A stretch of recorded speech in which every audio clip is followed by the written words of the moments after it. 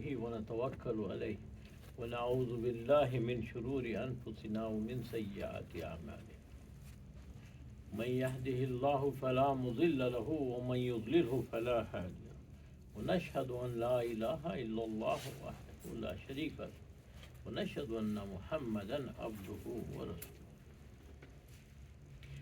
قال الله تعالى في القرآن المجيد والفرقان الحميد بعد أعوذ بالله من الشيطان الرجيم بسم الله الرحمن الرحيم وقال ربكم ادعوني أستجب لكم إن الذين يستكبرون عن عبادتي سيدخلون جهنم داخرين جهنم داخرين صدق الله العظيم وصدق رسوله النبي الكريم نحن على ذلك لمن الشاهدين والشاهدين. اللہ تبارک و تعالیٰ کا ارشاد ہے کہ آپ فرما دیجیے، اپنی امت سے آپ فرما دیجیے کہ میں دعاؤں کا قبول کرنے والا ہوں. ربکم ادعونی استجب لکم. اور جو اپنی عبادتوں پر تکبر کرتے ہیں میں ان کو جہنم میں داخل کروں. عبادتوں پر کبھی تکبر نہیں کرنا کہ اپنے آپ کو کہ میں نے بہت پڑھا ہوا ہے، میں نے یہ کیا ہے، میں نے وہ کیا ہے. کچھ نہیں کیا ہے، کچھ نہیں کیا، کیونکہ اس کی نعمتیں ہم پر اتنی ہیں کہ ہم اندازہ ہی بھی نہیں کر سکتے. آپ سانس ہی کو لے لو، آپ ہماری اپنی سانس ہی کو تو لے لو. ایک سانس میں دو نعمتیں ہیں. سانس اگر اندر لیتے ہیں ہم تو یہ نعمت ہے. اب سانس جب چھوڑتے ہیں تو یہ بھی نعمت ہے.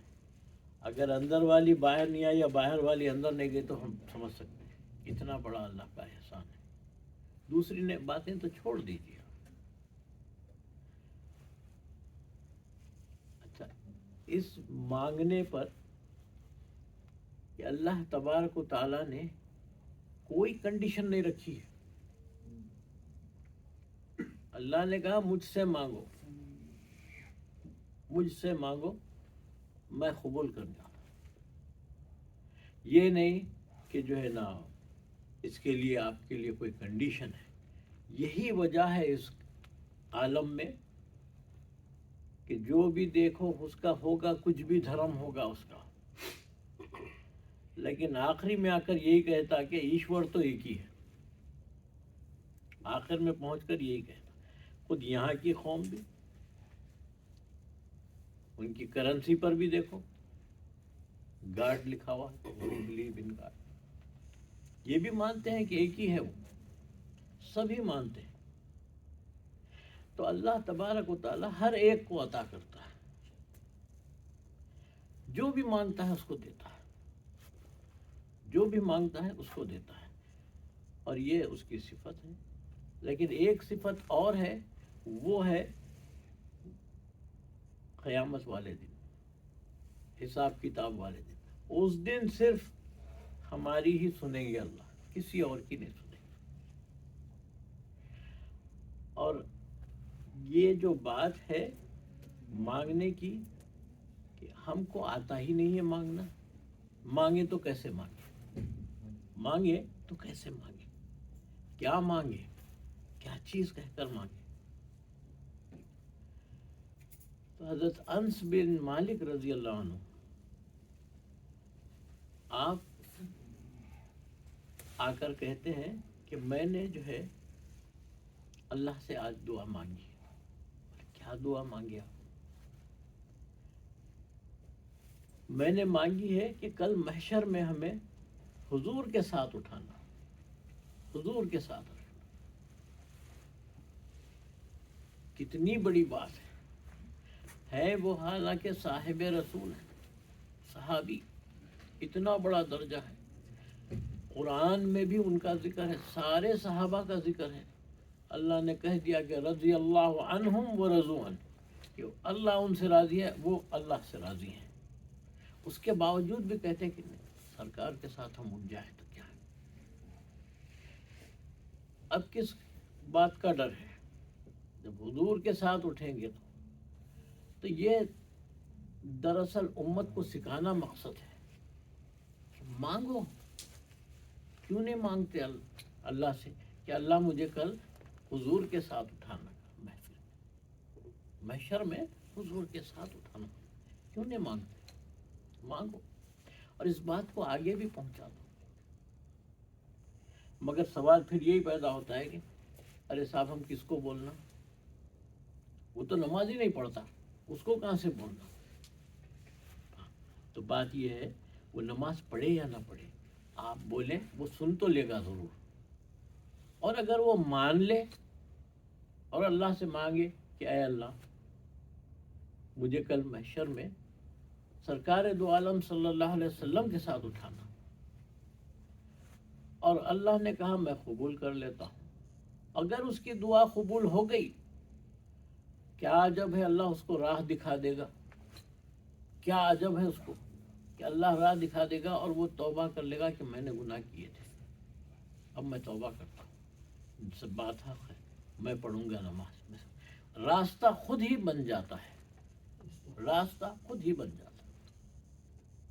کیوں کہ اللہ ہی ہے تو دلوں کو پھیرتا ہے، جس کے دل کو چاہے پھیر دے، جس کے دل کو چاہے جب چاہے جیسا چاہے پھیر دے. ہم تو مائل و کرم ہیں، کوئی سائل ہی نہیں، راہ دکھلائیں کسے، رہرو منزل ہی نہیں. اللہ تبارک و تعالیٰ تو منتظر ہے کہ آئے مجھ سے مانگے، کوئی سوال نہیں، آئے اور آ کر مجھ سے مانگے اور میں قبول کرنے کو تیار ہوں. ہم جاتے ہی نہیں، ہم جاتے ہی نہیں. ہم یہی سوچتے ہیں کہ ارے کیسا ہوگا، بعد میں سے کروں گا، یہ کام کرنے کے بعد سے پھر کروں گا، یہ ہو جانے دو پھر ہو جائے گا، پھر وہ ہو جائے گا، یہ ہو جائے گا، بچوں کی شادی ہو جانے دو پھر آرام آرام بیٹھوں گا، مسجد رہیں گی، مسجد میں پڑھوں گا نماز. مگر اس کو شیطان یہ نہیں بتاتا کہ تیرے پاس جو ہے سو وقت کہاں ہے. کیا گارنٹی ہے کہ تو کل تک جیے گا، کیا گارنٹی ہے کہ تو تیری اولاد کی شادی بھی کرے گا، کوئی گارنٹی نہیں. اسی لیے بندے کو چاہیے کہ جو وقت ہے اس کو استعمال کرو.